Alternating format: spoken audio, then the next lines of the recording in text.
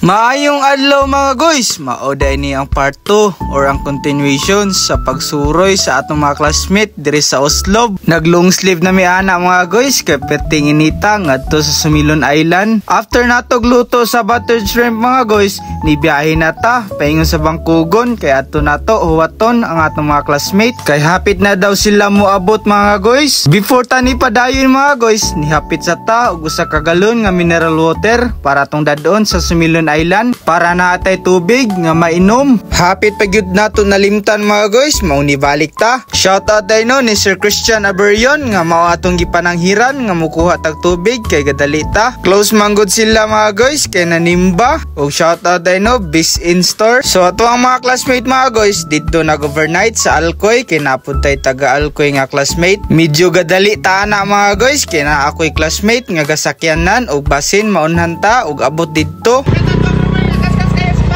Maoday na si Sir Christian Corpo mga guys ug naa siya gi-shout out si Sir Ruel ko no. What's up guys? Padong mayroon sa metric. Pantay mig metric sir guys. Shout out ko brother. Kami sa bahala dire. Kami bantay dire sa metric.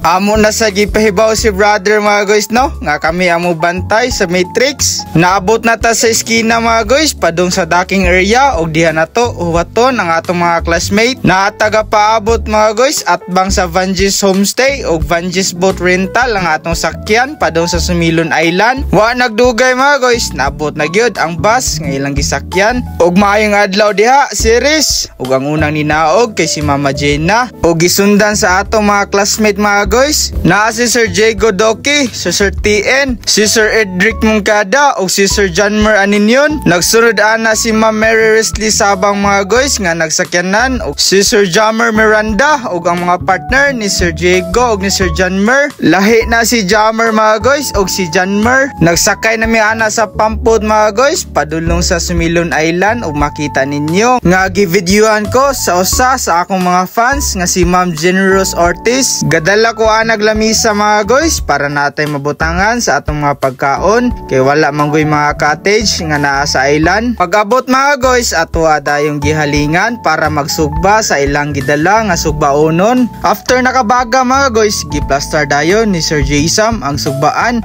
para makasugod na tagsugba kay hapit na ang paniudto. Nagchika-chika sa ditaan na mga guys no with classmates while gasugba. Mausa din ni sila mga guys no ang mga banggiitan sa una while eskwela pa mi. Ka-remember gyud ko ani nila sa una mga guys nga kada after namo sa exam maglalis gini sila sa ilang mga answers. Maminaw rata ana nila sa una mga guys maglalis kay low-key man ta sa una mga guys. Sa ilahasad ko nakakaton mga guys unsa ang pagduwa ang Dota. Dugay-dugay na gyud mi ani nilang wala gakita mga guys kay pag 2020 gipapauli ang tanang mga estudyante ug wala na gyud kabalik kay tungod sa pandemic. Kaluoy sa Ginoo nakagraduate ra gihapon mi pero ni paso mi dito sa slides. Timing rapod kaayo mga guys nga naluto ang atong gisugba nga ating paniudto na ug nangaon na mi ana mga guys kay medyo gusla na. Karon mga guys nagtapok mi tungod sa kalanon pero sa una estudyante pa mi nagtapok mi tungod sa ilimnon. After pangaon mga guys nangaligo na sila kay nindot kayo ang dagat medyo kalmado. Naligo na ta ana gikan mga guys unya ni pahuway ta kay medyo ni init sayang ang atong glota nga gigamit. Na rhyme po ang atong gi-voice over mga guys mura magituyo. Namalin sila sa pikas nga side mga guys kay mas kalma ang dagat. Nisabay na tagpangaliguan na nila mga guys unya nag picture